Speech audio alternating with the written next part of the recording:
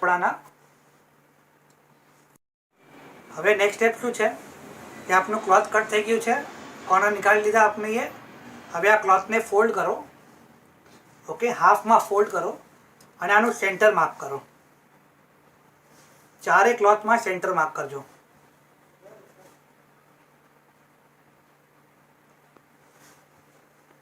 આમ ચારે ક્લોથમાં centre mark કરજો, ઓકે। આટલું થઈ ગયું।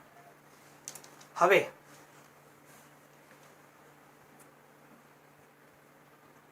આપનું જે 10/3/4 13/4 જે પીસીસ છે, 13/4 જે 4 પીસીસ છે એને લો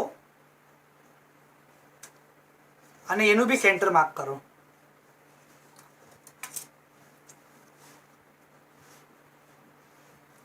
ચારે પીસનું સેન્ટર માર્ક કરી લો, ઓકે,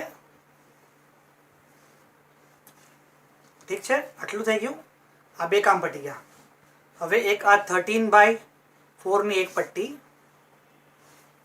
અને આ 19/10 ની એક પટ્ટી, ઓકે। હવે શું કરશું કે આ એક સેન્ટર અને આનો બીજો સેન્ટર જે આપણે માર્કિંગ કરી છે, ઓકે, બેને એકબીજા પર મૂકશું આવી રીતે, બે સેન્ટરને ભેગા કરશું, ઓકે। હવે આપણો ફર્સ્ટ સ્ટેપ શું છે કે આ બે કોર્નર્સ જે છે, આ 19/10 આ 13/4 આ બે કોર્નર્સને ભેગા કરી લો,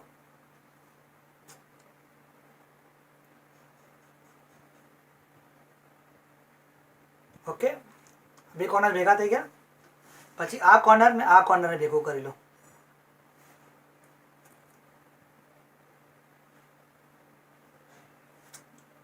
અને આ કોર્નર અને આ કોર્નરને ભેગું કરી લો,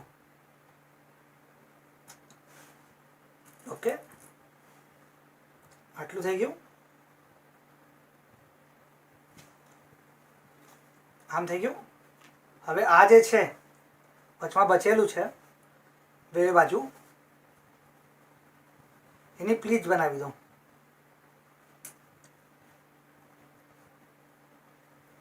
ધ્યાન રાખજો કે ઇક્વલ સાઇઝની પ્લીટ બને, ઓકે।